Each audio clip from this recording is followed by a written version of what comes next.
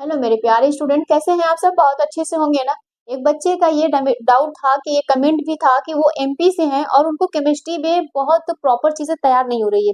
बेटा आप कहीं से भी रहो, कोई परेशानी नहीं है। आपका सीबीएसई बोर्ड है या फिर कोई भी बोर्ड हो, लेकिन सिलेबस को मैच करा लेना। जो भी मैं इंपॉर्टेंट क्वेश्चंस तुमको करा रही हूँ, उन इम्पोर्टेंट चीजों को तुम सेलेक्ट करना। देखो तुम्हारा सिलेक्शन ही बहुत इंपॉर्टेंट होगा। मैं टाइम नहीं है तो मैं ये नहीं कहूंगी कि आप पूरा पढ़ो, पूरा पढ़ने का वक्त नहीं है आपके पास। केमिस्ट्री के अलावा भी अदर सब्जेक्ट है, आप शायद बायोलॉजी भी पढ़े हैं, बायोलॉजी भी लिए हैं, तो प्रॉब्लम आपके लिए थोड़ा ज्यादा है। लेकिन फिर डरने की कोई दिक्कत नहीं, आप डरो नहीं, पढ़ने की कोशिश करो। आपकी मैं बात करूँ अगर केमिस्ट्री का, तो केमिस्ट्री हमारा 3 पार्ट में डिवाइड है। एक फिजिकल है, इनऑर्गेनिक है और ऑर्गेनिक है। ठीक, फिजिकल और तुम्हारा इनऑर्गेनिक सब साथ साथ में है, मतलब पार्ट 1 पार्ट 2 में है। ठीक, पार्ट 1 में तुम्हारा फिजिकल और इनऑर्गेनिक है और पार्ट 2 में तुम्हारा पूरा का पूरा ऑर्गेनिक है। बच्चे कमांड कर लेते हैं ऑर्गेनिक में, इनऑर्गेनिक में, लेकिन ऑर्गेनिक में थोड़ा फंस जाते हैं।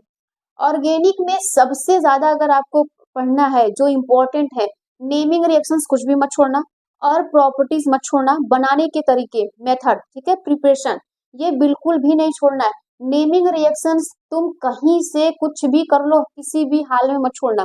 मैंने नेमिंग रिएक्शन पे बड़ा एक स्पेशली वीडियो बनाया है, आप वहां से देख लो। देखो मैंने पढ़ाया सब कुछ है, बस मीडियम चेंज है तुम्हारा। मैंने हिंदी में पढ़ा दिया है, तुम इंग्लिश मीडियम के हो, तुम उसको पढ़ सकते हो, समझ सकते हो। लिखने का तरीका तुम इंग्लिश में कन्वर्ट कर लेना, कोई दिक्कत नहीं। आप सीबीएसई से हो, आप कन्वर्ट कर सकते हो।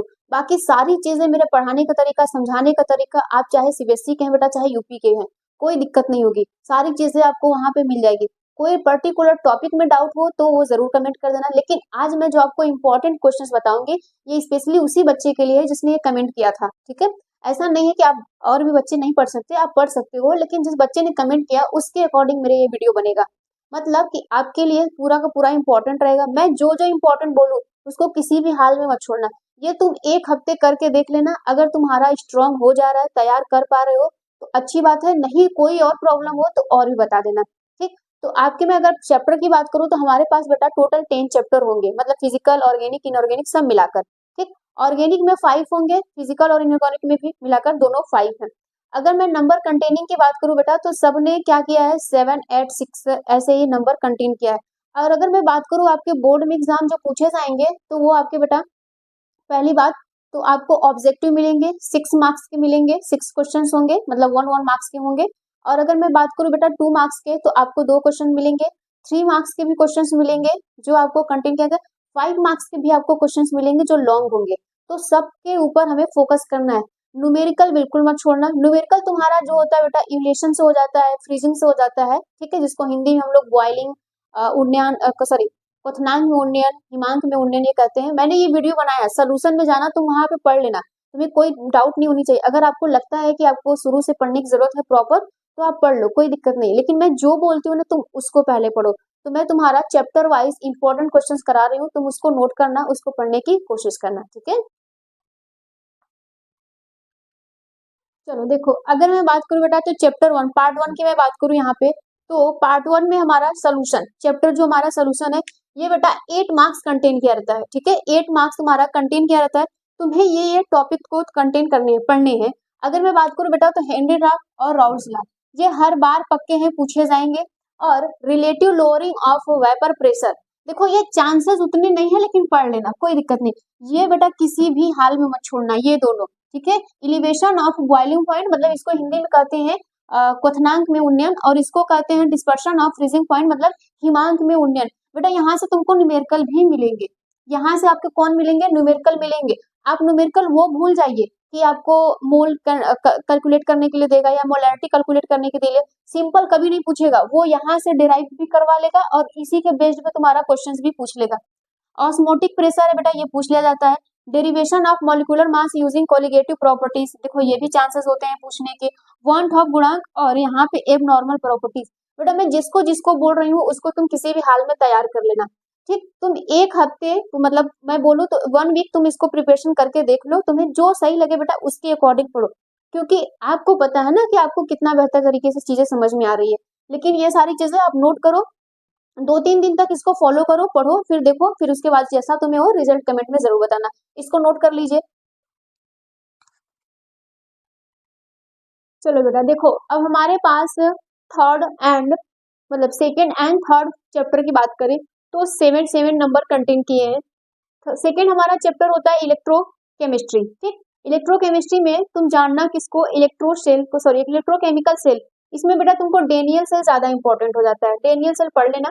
और स्टैंडर्ड इलेक्ट्रोड पोटेंशियल की मैं बात करूं तो डेनियल सेल जब हम लोग पढ़ते थे तो जिसमें हम लोग इलेक्ट्रोड लगाते थे, जो यूज करते थे सेल या बैटरी में, तो इलेक्ट्रोड हम लोग कैसे पहचानेंगे, पहचानने का तरीका क्यों होता था, हमें क्यों जरूरत पड़ती थी इलेक्ट्रोड सेल को जानने के लिए, तो हम आपको बताए थे कि आपको इलेक्ट्रोड सेल वो लेना पड़ेगा जिसमें से क्या हो, एक क्या हो रिडक्शन, मतलब रिडक्शन कर सके, एक में क्या हो ऑक्सीडेशन, मतलब एक क्या करे बेटा इलेक्ट्रॉन को लॉस करे दूसरा गेन करे, इसलिए हम लोग इस मेथड का यूज करते थे स्टैंडर्ड के लिए। इसमें हाइड्रोजन भी होता है। ठीक, नॉट्स इक्वेशंस पढ़ लेना बेटा। यहाँ पे कोल्ड राउस तो किसी भी हाल में मत छोड़ना किसी, क्योंकि यहीं से तुम्हारे क्वेश्चंस बनेंगे। ठीक, ये सब चीजें हैं थ्योरेटिकल पार्ट जो होती हैं, तुम्हारा नंबर यहीं से कंटेन होता है। मैं जितने टॉपिक बोल रही हूँ किसी को स्किप मत करना, थोड़ा थोड़ा सबको पढ़ लेना। ठीक, अब अगर मैं रेट ऑफ रिएक्शंस की बात करूँ बेटा, यहाँ से तुम्हारे न्यूमेरिकल बनते हैं, देन तुम्हारा फर्स्ट एंड, ठीक है, जीरो ऑर्डर से, कभी कभी हाफ रिएक्शंस भी पूछ ले जाते हैं। ठीक है, हाफ ऑर्डर। और यहाँ पे एक्टिवेशन एनर्जी को पढ़ लेना बेटा, ये क्वेश्चंस एक्टिवेशन एनर्जी से तुम्हारे क्वेश्चन पूछे जाते हैं, इंटीग्रेशन ये सब। देखो इसमें से तुम्हारे न्यूमेरिकल ज्यादा बनने के चांसेस होते हैं, तो तुम किसी को भी छोड़ने की कोशिश मत करना, तुम न्यूमेरिकल को प्रॉब्लम को सॉल्व करते रहो, चीजें तुम्हारे लिए आसान होती जाएंगी। इतना नोट कर लीजिए इसको। चलो देखो, अगर मैं ऑर्गेनिक के पूरे सब्जेक्ट चैप्टर की बात करूं बेटा, तो ये हमारा लास्ट 2 चैप्टर है, D block and F block के एलिमेंट। इसमें तुम्हें जनरल इंट्रोडक्शन आना चाहिए, प्रॉपर्टीज आनी चाहिए। अब देखो इंपॉर्टेंट हो जाता है बेटा यहाँ पे lanthanide contraction and effect. Lanthanide का तुम्हें कॉन्फ़िगरेशन आना चाहिए, ऑक्सीडेशन स्टेट आना चाहिए, केमिकल प्रॉपर्टीज आना चाहिए बेटा। यहाँ पे लेंथेनाइट कॉन्ट्रैक्शन एंड इफेक्ट, इसका ये बहुत ज्यादा इंपॉर्टेंट हो जाता है। और इसी का पूरा पूरा एक्टेनाइड भी यही पढ़ लेना। ठीक है, एक्टेनाइड भी इसी का पूरा पढ़ लेना, जैसे लेंथेनाइट सब पढ़ा ना उसी तरह एक्टेनाइड भी पढ़ लेना। Properties sorry preparation of K2Cr2 and KMnO4 की मैं बात कर रही हूँ। ठीक, यहाँ पे पोटेशियम पर मैग्नेट इन सब की मैं बातें कर रही हूँ, ये सब तुम्हें आनी चाहिए सब कुछ। और अगर मैं कोऑर्डिनेशन कंपाउंड की बात करूँ तो बेटा ये भी 7 मार्क्स कंटेन किए रहते हैं। इंट्रोडक्शन का मतलब है यहाँ पे तुमको डबल साल्ट पूछ लिया जाएगा। ठीक है, डबल साल्ट आपसे पूछ लिया जाता है। लिगेंड्स में आपसे पूछ लिया जाता है बेटा कि वीक लिगेंड्स कौन है, स्ट्रॉन्ग लिगेंड्स कौन है, पेयरिंग कौन करवाते हैं, नॉन पेयरिंग कौन है। और लिगेंड्स जब तुम पढ़ना ना तो कुछ भी मत छोड़ना, इसमें हाइब्रिडाइजेशन पढ़ लेना, मैग्नेटिक प्रॉपर्टीज पढ़ लेना, पेयरिंग करवाएंगे कि नहीं करवाएंगे, नॉन पेयरिंग होंगे कि नहीं होंगे, कैसे, कोऑर्डिनेशन, नंबर एंड शेप, ये हमेशा याद रखना। ठीक है, कोऑर्डिनेशन, नंबर और शेप ये याद रखना। और उसके बाद मैं बेटा बात करूँ तो nomenclature of coordination number compound, sorry coordination compound, nomenclature आना चाहिए, आईपीसी रोल तुम्हें आना चाहिए। अब ये तीनों वर्नस थ्योरी, बैलेंस बॉन्ड थ्योरी मतलब बीबीटी, और क्रिस्टल फील्ड थ्योरी ये आना चाहिए। ये बेटा हर साल पूछे जाते हैं, ये 3 में से कम आपको 2 तो एकदम आना चाहिए, 5 मार्क्स के पूछे जाते हैं। स्ट्रक्चरल एंड आइसोमरिज्म को पढ़ लेना। देखो मैं इस चैप्टर की मैं बात करूँ बेटा तो ये तुम्हारा बहुत ज्यादा लेक्चर में नहीं लिए हैं, तुम्हारा मन करे तो तुम सब कुछ पढ़ सकते हो, अगर आपको लगता है तो। नहीं लग रहा है तो मैं जो जो टॉपिक बता रही हूँ उस टॉपिक को तुम आसान तरीके से इसको पढ़ लेना। अब ये तुम्हारा हो गया तुम्हारे पास बेटा यहाँ पर इनऑर्गेनिक और फिजिकल का, तो टोटल मिला के तुम्हारे पास 35 नंबर आ जाते हैं इससे। बेटा आप 35 में से अगर अच्छे से पढ़ लोगे ना, तुम्हारा 30 नंबर बेटा कहीं नहीं जाना है, 30 नंबर कहीं नहीं जाना है। मैं गारंटी देती हूँ, मैं जितना बता रही हूँ अगर आप पढ़ लेते हो तो आपको बेटा 70 में से 60-65 कोई नहीं रोक सकता लाने के लिए। आप नहीं पढ़ोगे तो फिर उसमें कोई मैटर नहीं करता बेटा कि क्या पढ़ रहे हो क्या ला रहे हो, कोई बात नहीं। डेडिकेशन आपके पास कितना है ये ज्यादा इंपॉर्टेंट है, तो कोशिश किया करो जैसा बताया जा रहा है वैसा रूल फॉलो करो, और अपने आप पे थोड़ा कंट्रोल किया करो, इधर उधर भटकने की जरूरत है कि तुम्हें पढ़ो, टाइम नहीं है ना, अब हमारे पास ज्यादा समय नहीं है, इसको नोट करिए और पढ़िए इसको।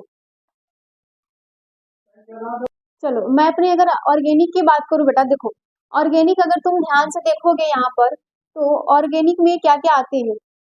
ठीक है, ऑर्गेनिक की बात की जाए बेटा तो यहाँ पर ऑर्गेनिक में हेलो एल्केन और हेलो एरीन तुम्हारा फर्स्ट चैप्टर है जो 8 मार्क्स को कंटेन किया रहता है। ठीक, ये 8 मार्क्स तुम्हारे बेटा कंटेन किए रहेंगे। तुम्हें आइक्वेशन नॉमेनक्लेचर आना चाहिए। ठीक, प्रिपरेशन मेथड आना चाहिए बेटा, कई बार आपसे क्वेश्चन यही पूछता है कि 2 मेथड को डिस्कस कीजिए या 2 मेथड को डिस्कस करिए, कौन से, हेलो एल्केन बनाने के लिए प्रिपरेशन आपका होना चाहिए। हेलो एल्केन का मतलब हाईलाइट होता है, एल्केन तो तुम जानते ही हो। ठीक, नेमिंग रिएक्शंस किसी भी हाल में मत छोड़िएगा। पहला काम होना चाहिए कि जो चैप्टर हम पढ़ रहे हैं, जैसे हेलो एल्केन है तो हेलो एल्केन का प्रिपरेशन पढ़ लो, फिर ये पढ़ो कि हेलो एल्केन से और क्या क्या तुम बना सकते हो, डिफरेंट डिफरेंट टाइप्स के कंपाउंड ये आने चाहिए। फिजिकल प्रॉपर्टीज बेटा बहुत इंपॉर्टेंट नहीं है, लेकिन जानने के लिए कर लेना। केमिकल प्रॉपर्टीज भैया बहुत इंपॉर्टेंट है, क्योंकि नेमिंग रिएक्शन जितने भी मिलेंगे ना तुम्हारे लिए बहुत जरूरी है। नेमिंग रिएक्शंस मत छोड़िएगा, नेमिंग रिएक्शंस मैंने करवाया है इंपॉर्टेंट। अब 25 नेमिंग रिएक्शन है, आप प्लेलिस्ट में जाना, वहां ढूंढ के इसको पढ़ लेना, ठीक। अब हेलो एरिन की मैं बात करूं तो यहाँ पे direct influence of halogen in mono substitute compounds only. Mono substitute compound को ओनली बस पढ़ना है, बाकी किसी को नहीं पढ़ना है। पॉलीहेड्रोजन कंपाउंड के बारे में तो आप लोग पढ़ लेना, ठीक है, जिसमें हम लोग आइडोफॉर्म ये सब चीजें पढ़ते हैं, जैसे क्लोरोफॉर्म वगैरह बनाने के लिए। तो ये होता है तुम्हारा हेलो एल्केन।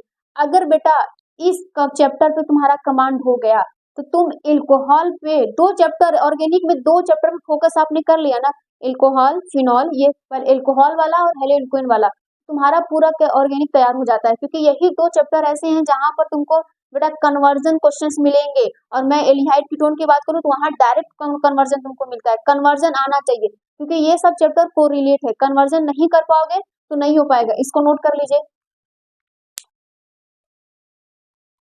चलो नेक्स्ट चैप्टर की बात करते हैं हम लोग, एल्कोहल फिनॉल एंड ईथर की बात करते हैं।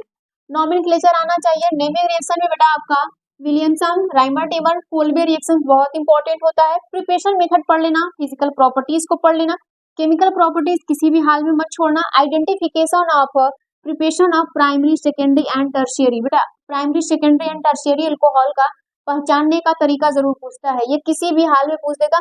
इन्हीं के बेस्ड पे आपको नेमिंग रिएक्शंस भी पूछ देगा, क्योंकि कई ऐसे नेमिंग रिएक्शन है जो आपको क्या करते हैं, प्राइमरी और सेकेंडरी एल्कोहल बनाने की देते हैं। ऑक्सीडेशन ऑफ रिडक्शन, देखो ये सब ऑक्सीडेशन रिडक्शन पढ़ लेना, एल्कोहल का बहुत इंपॉर्टेंट है ये चीज, ठीक है। Use of methanol, ethanol and phenol जरूर पढ़ लेना। एसिडिक नेचर ऑफ फिनॉल किसी भी हाल में मत छोड़ना। एसिडिक नेचर का मतलब ये फिनॉल है आपका भैया, ये कौन है, ये आपका फिनॉल हो जाता है। जब ये हाइड्रोजन हट जाएगा तो यहाँ पे फिनॉल ऑक्साइड हो जाता है, तो उसी के बारे में ये पूछता है, एसिडिक नेचर ऑफ फिनॉल, ठीक, ये नोट कर लीजिए इसको।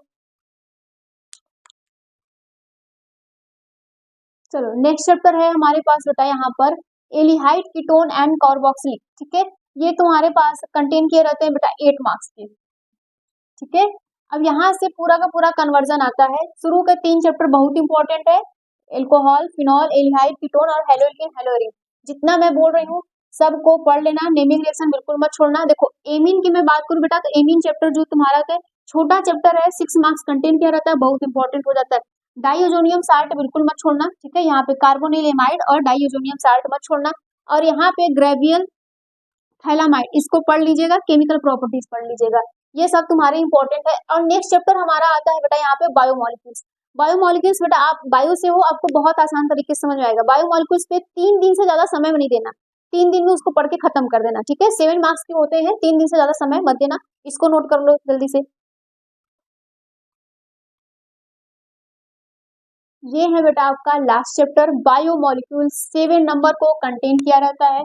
देखो मैं इसमें ये नहीं बोलूंगी कि आप बहुत समय दो, ज्यादा समय नहीं देना, 3 दिन से ज्यादा समय आपको नहीं देना है। कुछ भी नहीं आता ना, कार्बोहाइड्रेट पढ़ लो, कार्बोहाइड्रेट पढ़ लोगे तुम्हारे बेटा 5-6 नंबर यहीं से क्लियर हो जाएंगे। कभी कभी यहाँ से बहुत ज्यादा क्वेश्चन पूछे जाते हैं, अगर कुछ नहीं तो आपको मिनिमम 4 नंबर तो मिल ही जाना है। कार्बोहाइड्रेट जो मैं कह रही हूँ उसको ज्यादा पढ़ना। कार्बोहाइड्रेट का क्लासिफिकेशन, उसमें एल्डोज एंड कीटोज को पढ़ लेना, मैंने इसको सब पढ़ाया है।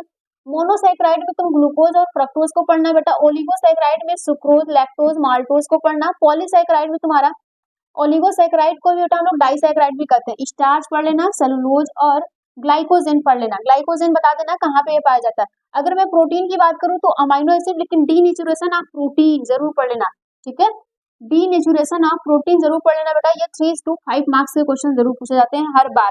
और यहाँ पे मैं विटामिन की बात करूँ तो फंक्शन ज्यादा पूछ लेते हैं। न्यूक्लिक एसिड तुम जानते हो, आरएनए और डीएनए की बात हो रही है, कुछ हार्मोन्स को देख लेना, कुछ एंजाइम को देख लेना।